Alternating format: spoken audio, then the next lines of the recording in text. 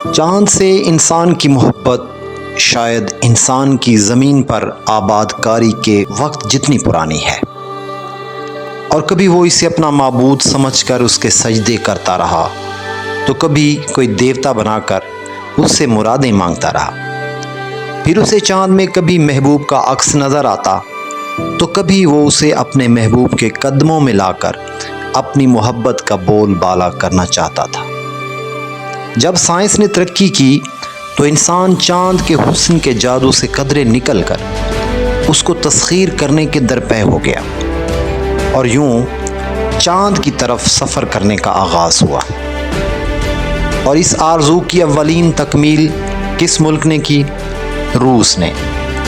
1959 میں جب پہلی بار اس کا اسپیس کرافٹ لونا 2 بغیر کسی انسان کے چاند کی سطح پر اترا، اور 1966 فروری کے مہینے میں روس نے پہلی بار بغیر انسان کے چاند پر سیف لینڈنگ کی،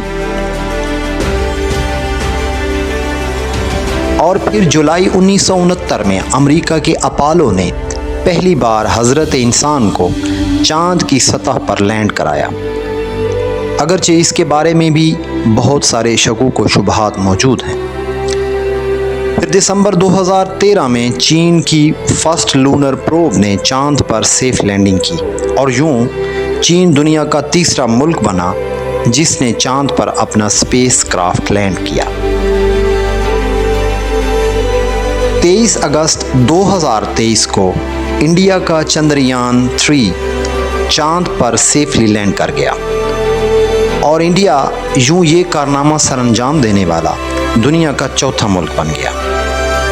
جب سے انڈیا نے یہ کام کیا ہے، پوری دنیا میں پذیرائی ہو رہی ہے، اور پاکستان میں پاکستان کی جگہ سائی ہو رہی ہے۔ جناب، دنیا میں کل 195 یعنی 195 ممالک ہیں، اور ان میں سے صرف 4 ملکوں نے یہ دعویٰ کیا ہے۔